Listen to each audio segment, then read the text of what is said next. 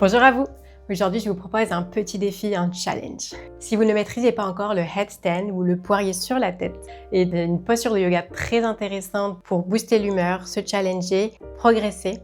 Et vous allez voir, c'est pas si compliqué quand on a vraiment toutes les astuces et les fondements pour réussir cette posture. Avec ce tuto, il est impossible de louper ton headstand. Tous les élèves à qui j'ai enseigné le headstand de cette manière ont réussi, et bien souvent du premier coup. Bien sûr, il faut un peu de pratique. Mais t'inquiète, avec la persévérance, tu finiras par l'atteindre. Munissez-vous d'un ami ou d'un mur et de cette vidéo tutoriel en temps réel. Et c'est parti! Donc tout d'abord, on va commencer par s'échauffer et aussi par comprendre quels muscles vont réellement travailler dans cette posture.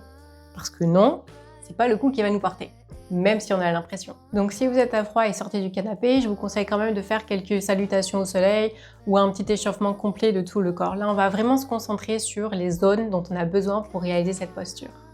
Donc tout d'abord, on va échauffer la nuque, le cou. Donc vous allez joindre vos mains tout ensemble et les placer sous le menton. Et on va pousser le menton contre ses mains et ses mains pour repousser le menton.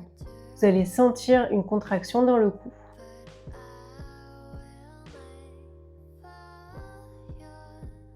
Ok, on va faire la même chose, mais avec les mains placées au-dessus de la tête. Les mains poussent la tête vers le bas, mais la tête repousse. Donc, attention, ça veut dire que les cervicales ne vont pas se tasser. Au contraire, on va garder bien droite.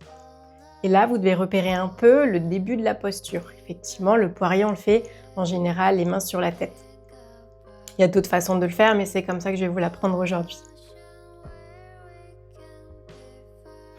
Donc vous voyez ici, les cervicales sont droites, sont grandes, elles ne sont pas tassées. Ok, on va le refaire une fois en dessous et au-dessus. Allez, inspirez. Et on fait les forces contraires. Forcez. Et on relâche. Et on va faire la même chose au-dessus. Inspirez et exercez les forces contraires. Ok, relâchez. Maintenant, on va venir se placer en posture de chien tête en bas. Donc là, on s'en fiche d'avoir les jambes tendues. Ce qui va être important surtout, ça va être l'alignement des poignets, des épaules et des fesses. Et donc là, on va ouvrir les aisselles, mais on va surtout repousser le sol avec ses mains. Et en fait, là, on est en train de contracter tout le haut du dos. Donc les trapèzes, les omoplates, les triceps. Ok, on va rester un peu pour sentir les muscles chauffer.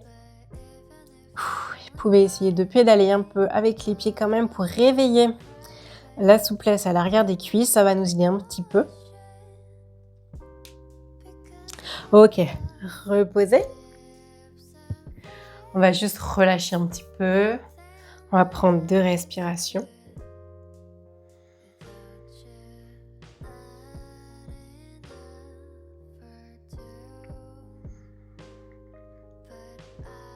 Et on va revenir en chien tête en bas, mais on va pas y rester longtemps. Donc inspirez, expirez, chien tête en bas, et on va poser les avant-bras au sol. Donc là, on est en posture du dauphin. Pareil, vous pouvez garder les genoux pliés si nécessaire. Et là, on va repousser le sol. Là, vous devez sentir encore plus vos trapèzes travailler. Et vous voyez, c'est exactement ce qu'on va utiliser dans notre headstand, dans notre poirier.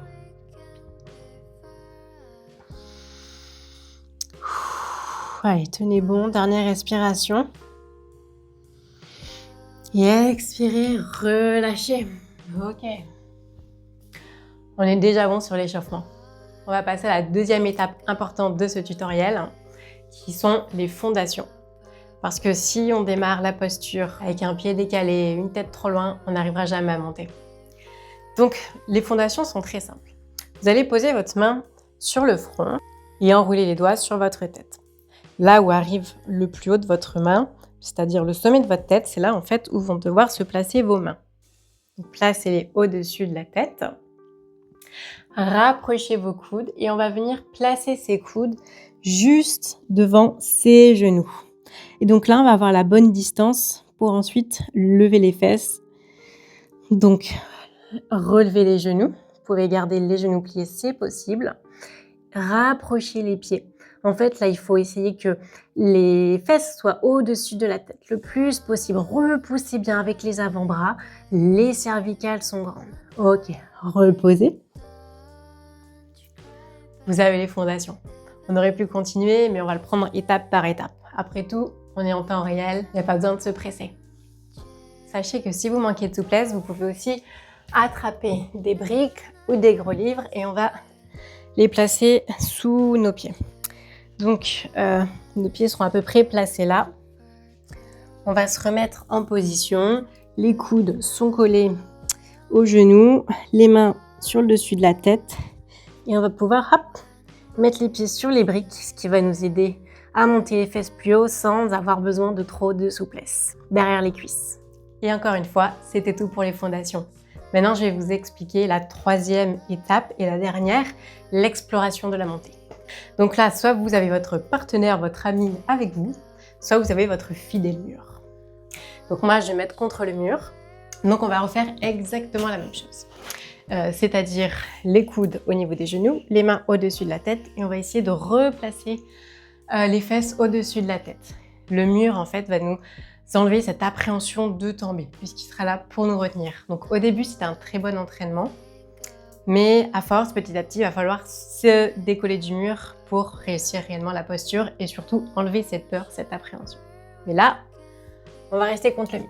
Donc, placez-vous et vous allez pouvoir lever un pied après l'autre, déjà pour explorer, construire la force. Et peut-être que vous allez lever suffisamment les fesses au-dessus de la tête et votre pied va se décoller. Vous allez donc pouvoir venir les genoux à la poitrine et vous êtes déjà en poirier. Une fois que vous êtes là, il suffira de monter les jambes en I, de les déplier, de les tendre. Repoussez bien le sol avec vos avant-bras. Souvenez-vous, les cervicales sont grandies. Et pour redescendre, vous faites pareil. Vous essayez de descendre en contrôle.